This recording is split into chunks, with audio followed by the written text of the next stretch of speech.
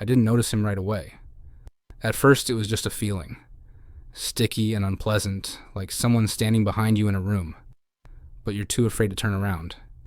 It's the kind of sensation you usually blame on exhaustion or stress. That's exactly what I did. It started a month ago. I was coming home from work late, around 11. Autumn had already soaked the city in dampness. Streetlights glowed weakly, and people hurried home as if the darkness itself was chasing them. Near the metro exit, I saw a man. Nothing unusual. A dark jacket, hood pulled low, hands in his pockets. He stood too still, as if waiting for someone specific. When I walked past him, I thought I saw his head turn. I didn't think much of it. A couple of days later, I saw him again. Same jacket, same hood. This time, he stood across the street near a 24-hour store. I remembered him not because of his face, I never saw it, but because of the strange certainty that he was looking directly at me. When I stopped, he stopped. When I moved on, he stayed where he was. By the third time, I knew it wasn't a coincidence. Different places every time. A bus stop, a courtyard, an underground crossing. Sometimes he was far away. Sometimes close enough that I could make out the creases in his jacket. He never approached, never spoke. He was simply there, like a flaw in reality that couldn't be fixed. I started checking reflections. Store windows, car doors, glass entryways. Sometimes I saw him, sometimes I didn't. But the feeling never left, even when he disappeared from sight. After a week, I began changing my routes, leaving earlier, coming back later, entering random stores for no reason. He still appeared. Not immediately. As if he wanted me to relax, to believe I was safe. And then he'd return. The strangest part was that I never saw his face. One day, I decided to stop and look directly at him. It happened in my apartment courtyard. He stood near the children's playground among rusted swings. I took a step toward him. He didn't move. My heart pounded so loudly, I could hear blood rushing in my ears. "Do you need something?" I shouted. He slowly tilted his head. Not in agreement. More like studying me, as if I were something new to him. Then he turned and walked away between the garages. I didn't sleep that night. After that, things got worse. I started finding traces of his presence where he'd never been before. A cigarette butt under my window. Boot prints near my door. Once, I found a dirty handprint on my doormat. It didn't look human. The fingers were too long. I installed a camera in my hallway. No one appeared in the recordings. But sometimes, exactly at 3:17 a.m., the image would distort, just for a single frame. During that moment, all sound disappeared. It was as if the camera blinked. I zoomed in on that frame. In the reflection of the mirror behind me, he was standing there, without the hood. His face was blurred, as if it couldn't be focused on. But I clearly saw that he had no eyes, only dark hollows that sank deep into his head. He stood far too close to me. I don't remember that moment. I was asleep. After that, I began hearing footsteps in the apartment. Slow, careful. They never came closer, but they were always nearby. I checked the locks. Everything was closed. I checked the closets, the bathroom, under the bed. Sometimes I caught myself thinking that someone was standing behind the bathroom door while I washed my face, and if I opened it too suddenly, he'd be right there. Today marks exactly 1 month since I first noticed him. I don't see him on the street anymore. Now he appears in reflections more often. Sometimes I see him behind me in the black screen of my phone. Sometimes in a dark window where only my own face should be. A few minutes ago, I received a notification from the camera. Motion detected in the hallway. I'm in the bedroom. I'm alone. On the screen, I see the front door slowly opening from the inside. And the most terrifying realization is this. All this time, he wasn't following me. He was waiting for me to stop noticing him.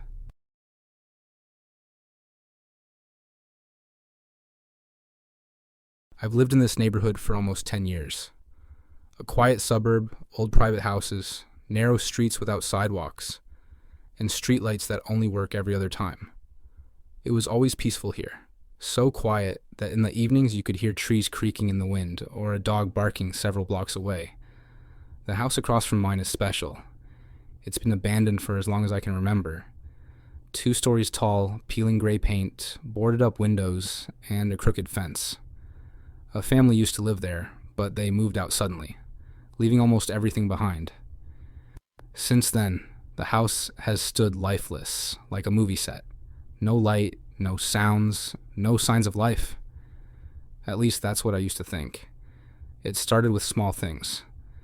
I began noticing that the trash near the house sometimes changed position. The bags looked like someone had moved them. One day, I saw that the gate, which had been tied shut with rusty wire for years, was slightly open. I told myself it was just teenagers or homeless people. Even quiet neighborhoods have that kind of thing.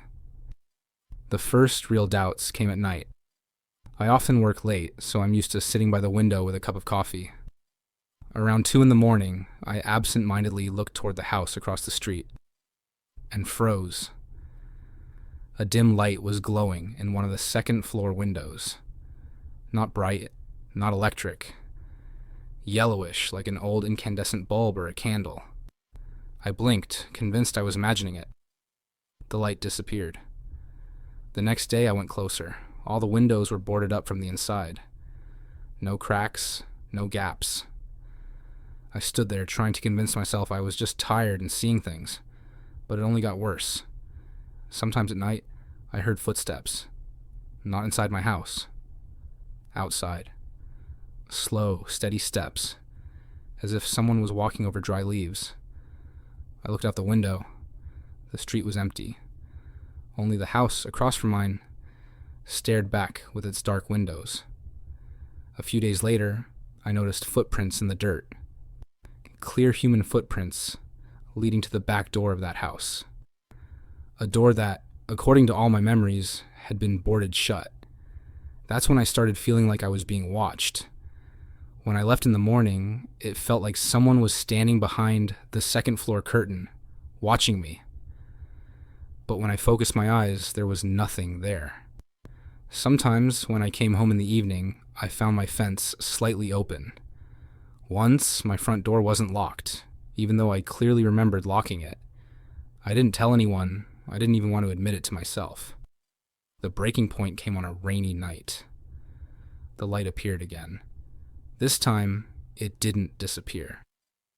I stared at it for a long time, maybe 10 minutes, and then I saw movement, a silhouette.